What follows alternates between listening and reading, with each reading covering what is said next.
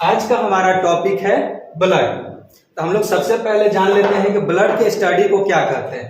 यानी ब्लड के स्टडी को हम लोग कहते हैं सेरोलॉजी और हेमेटोलॉजी। यानी ब्लड के जो स्टडी होता है, ब्लड के बारे में जो हम लोग अध्ययन करते हैं, उसको हम लोग क्या कहते हैं, सेरोलॉजी और हेमेटोलॉजी। ब्लड एक क्या है, हमारा ब्लड एक कनेक्टिव टिश्यू है जो कि पूरे शरीर को हम लोग को क्या करता है, कनेक्ट करके रखता है।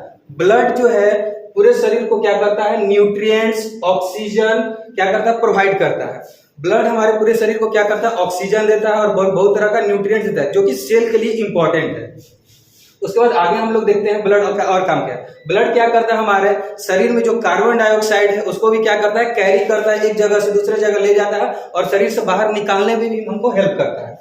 अब ब्लड का पीएच कितना, तो ब्लड का पीएच मेरा कितना होता है, 7.4। अब 7.4 का मतलब क्या हो गया, देखिए पीएच का मतलब होता है जब 7 से ज्यादा हो तो उसको हम लोग कहते हैं बेसिक कहते हैं, और 7 से कम हो तो उसको हम लोग कहते हैं एसिडिक कहते हैं। तो ये हमारा कितना है, 7 से ज्यादा है तो इसको हम लोग क्या कहेंगे, बेसिक कहेंगे। यानी ब्लड जो है एक हमारा बेसिक नेचर का, जिसको क्षारीय कहते हैं, क्षारीय नेचर का होता है। अब देखते हैं हम लोग ब्लड का कंपोनेंट। ब्लड का कंपोनेंट कितने होते हैं, तो ब्लड का कंपोनेंट मेनली मेरा 2 होता है, ठीक है।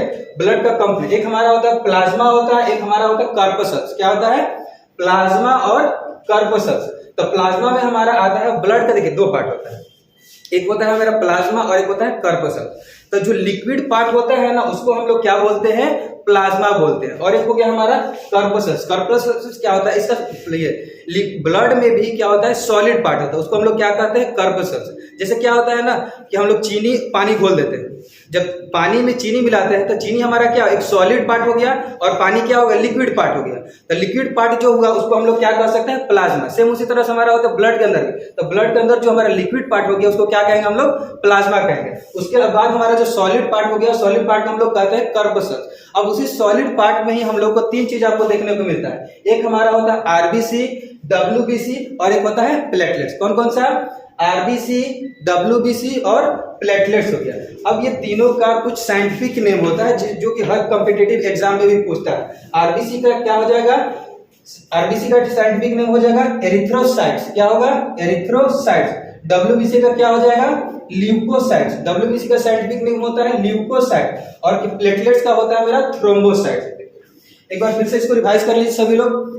आरबीसी का क्या हो गया, एरिथ्रोसाइट, डब्ल्यूबीसी का हो गया ल्यूकोसाइट और प्लेटलेट्स का हो गया मेरा थ्रोम्बोसाइट्स, ठीक है। अब देखिए ब्लड का जो फॉर्मेशन होता है हमारे शरीर के अंदर कहाँ होता है, तो ब्लड का जो फॉर्मेशन होता है शरीर के अंदर हमारे लीवर में होता है। अब लीवर में क्या, जो छोटे छोटे बच्चे होते हैं जब शुरुआती दौर में, यानी जब वो बच्चे पैदा होते हैं, जो एक स्टेज होता है एम्ब्रियो स्टेज, तो जो बच्चे छोटे रहते हैं उनका स्टेज क्या हो गया, एम्ब्रियो।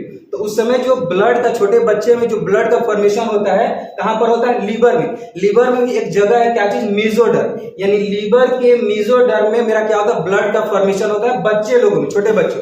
अब हम लोग में कहां पर ब्लड का फॉर्मेशन होता है, तो हम लोग में क्या होता है, बोन मैरो में क्या होता है, ब्लड का फॉर्मेशन।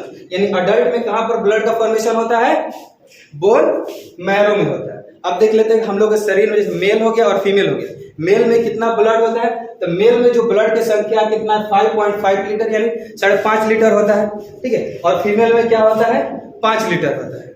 अब इसमें कम क्यों होता है, बहुत सारे कहावतें हैं, ठीक है ना। जैसे क्या होता है, कोई कहता है कि फीमेल में कम क्यों होता है, तो कहता है कि शादीशुदा जो औरत है खून चूसने के लिए उसमें कम होता है। इस तरह से कहावतें वगैरह है, ठीक है। तो आज हम लोग क्या करते हैं, इतना ही रखते हैं। इसके आगे हम आपको आरबीसी, डब्ल्यूबीसी और प्लेटलेट्स के बारे में बताएंगे, ठीक है। Thank you.